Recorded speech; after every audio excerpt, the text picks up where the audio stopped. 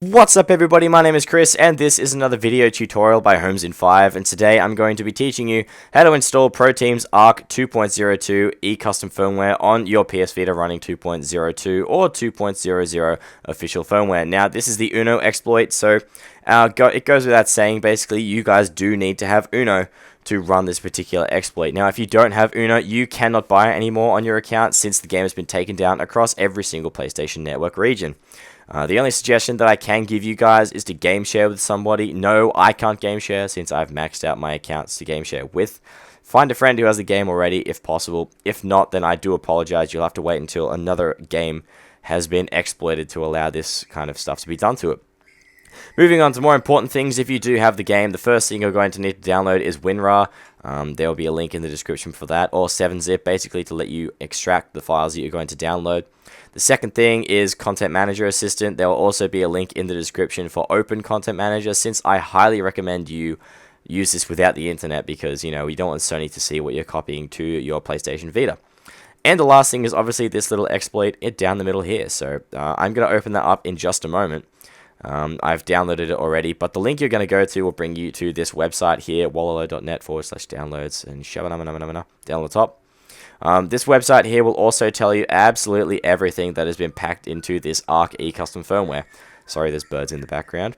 I'm not going to read it all out here, but there is improved support, for this kind of eCustom firmware. It's better than the previous one by Total Noob, and also adds some more PS1 support that's built into it, I'm pretty sure. So that's fantastic. And also plugins. Everyone likes plugins.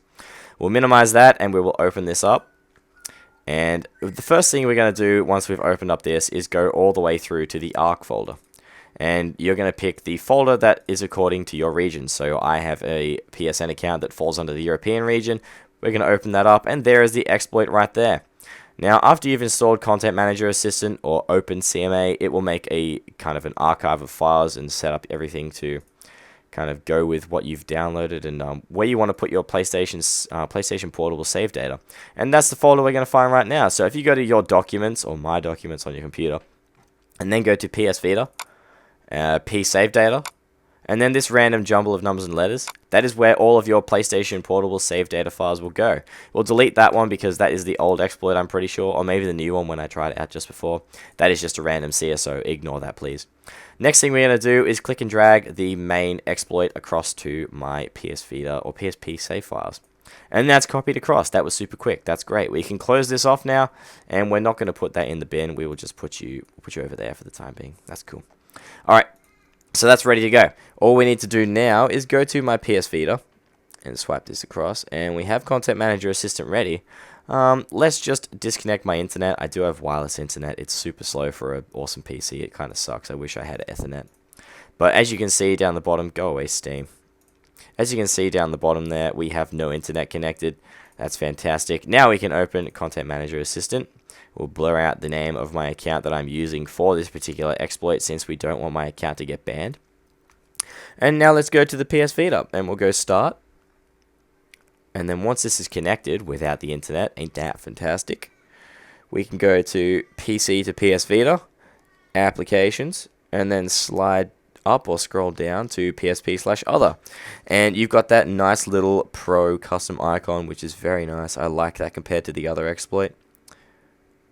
Okay, copy across. And overwrite the previous one that I put there, just to show you guys this working properly. I'll go through every single step. And it doesn't take too long. It takes a little longer than the last one. I don't know why. The other exploits seem to take a little bit less, but that's copied across.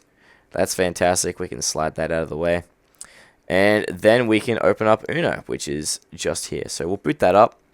Now there is a little kind of a I think it's like a recovery menu almost, or like a kind of like a raw eCustom firmware menu where basically you can boot up games that have like maybe a corrupted icon file or anything like that. So if anything happens to do that in your ISO folder and you can't boot it from the Y menu that you get in here, then you would hold down the R button. So if, say I was to press X now and hold down R, I would boot into the that particular menu, and it'd all kind of look like the plugin menu and stuff on the PSP. But that's it right there. That is everything done. Now, this browser is a lot different to the previous one. You've got like a nice sideways scrolling Folder browser. Down is to enter a folder. Up is to exit a folder. Go through different levels. Went all the way back at the root of the memory stick. And your ISOs are going to be inside here. I don't have any on here as of right now, but I will copy some. And moving across, there's all the other folders that you may recognize if you've used PlayStation Vita FTP. Apart from that, we've got Uno saved in here and my Game Boy Advance emulator saved in there, but very, very streamlined file browser, very, very nice looking. I kind of like the slideshow that's going on in the background too. It just gives me something to look at, even though I would much rather right now be playing my PSP games on my PS Vita. Very, very simple to install, exactly the same as the old exploit, but this just lets you have a look at exactly what you can do. X is to also select folders, by the way. Square will actually ask you whether you want to delete a folder, and we don't want to do that because I want to leave those there. Don't want to mess anything up, but square is to delete, X is to confirm, but anything else that you want to copy onto here, I highly recommend doing through FTP. But to copy that onto your PS Vita, you can check out my other tutorials, which are in the description, or you can check them out in my PS Vita tutorials playlist, which is on my YouTube channel that you can go to by clicking just underneath this video. Anyway, this has been another video tutorial by Homes in 5. Comment, rate, subscribe, do all the cool stuff, and feel free to check out my Facebook, Twitter, and Google Plus in the description below. A huge thank you to everybody who has been involved in the PSP and the PS Vita hacking scene. Your work has most definitely not gone unnoticed.